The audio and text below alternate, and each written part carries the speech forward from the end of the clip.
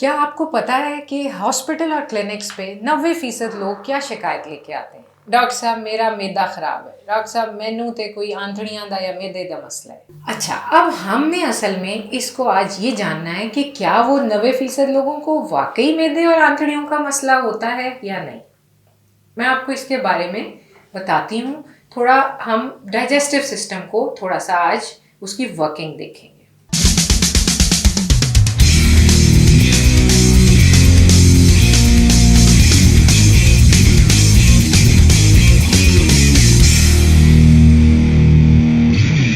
अब हम बात करते हैं कि जो 90% लोग आते हैं मैदे को ही मुर्दे इल्ज़ाम ठहरा के या उसी को ये कह के कि जी डॉक्टर साहब मेरा मैदा ही ख़राब है।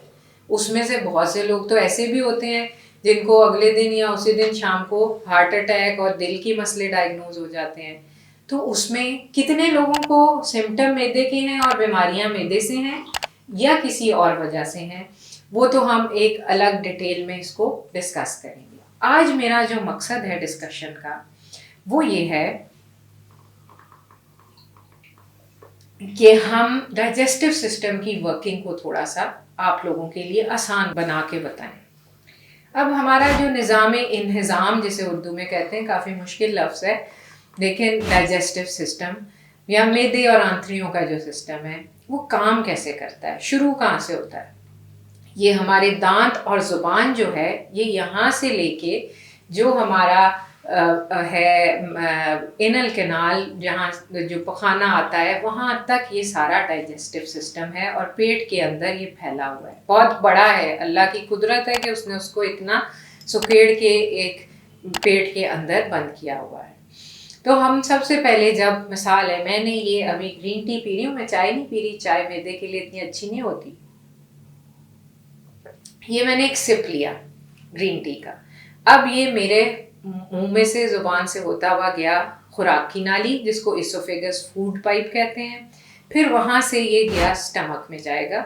स्टमक में क्योंकि ये लिक्विड है तो ये बहुत देर स्टमक में नहीं रहेगा, लेकिन अब इसी की जगह अगर तो मैं पराठा और अंडा खा रही हूँ या कोई हैवी चीज़ खा रही हूँ, सालन रोटी खा रही हूँ, नान रोटी खा रही हूँ, तो वो गुजरेगा तो यहीं से, लेकिन फिर उसका मैदे में काफ़ी टाइम है प्रोसेसिंग का, जिसमें वो बारीक होता है। जैसे हम मिक्सर ग्राइंडर में चीज़ों को करते हैं तो मैदा उसको जो है प्रोसेस करता है, उसको ग्राइंड करता है, मिक्स करता है। ग्राइंडिंग दांतों से शुरू होती है लेकिन मेन प्रोसेसिंग स्टमक में होती है।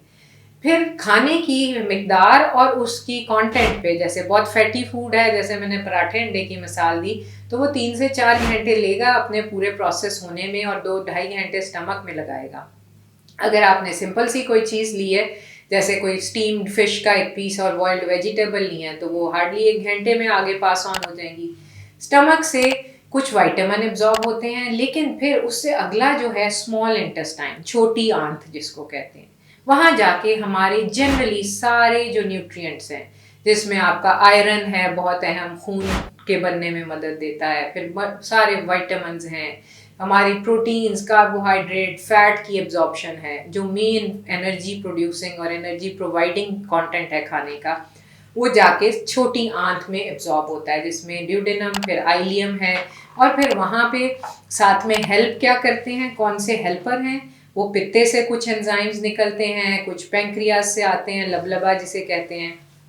फिर जब खाने का सारा अच्छा कंटेंट हमारा एब्जॉर्ब हो जाता है, तो जो बाकी आप उसका रफेज कह लें या वेस्ट कह लें या जो एक रेजिड्यू है, वो फिर हमारा बड़ी आंत से होता हुआ, उसमें से पानी एब्जॉर्ब होते हुए आखिर में जो है वेस्ट प्रोडक्ट के तौर पे स्टूल की फॉर्म में बड़ी आंत में होता है, फिर वहाँ से in the form of stool वो बॉडी से खारिज हो जाता है। ये तो है डाइजेस्टिव सिस्टम का एक सफ़र, खुराक का एक सफ़र डाइजेस्टिव सिस्टम के अंदर। अब हमारा कंसर्न ये है कि लोग जो हर बीमारी को दोष देते हैं मैदे पे ही, उसको ही इल्ज़ाम देते हैं। तो मैदे की मसाइल में होता क्या है? भूख का कम हो जाना, उल्टियाँ आना, खट्टे डकार आना, जो खाते हैं जी डॉक्टर साहब इधर ही फंस जाता है, थल्ले ते जांदा ही नहीं, ये वाली अलामात जो है ना वो हमारी हैं मैदे से लेकर। आज मैं फोकस्ड रहूँगी डाइजेस्टिव सिस्टम के पहले पार्ट पे ही, मैदे तक। अगली वीडियो में मैं आपको छोटी आंत और बड़ी आंत के मसाइल के बारे में ज़्यादा डिटेल बताऊँगी। अब अब आपको अगर मैदे से रिलेटेड कोई भी मसला है, खट्टे डकार आना, मुंह का कड़वा रहना, रात को सोते हुए बहुत ज़्यादा थूक का आना, खाने का हजम ना होना, बदहजमी रहना, तो प्लीज़ विज़िट कीजिए DHA double D block Chughtai medical centre में। I will be there to help you. Thank you.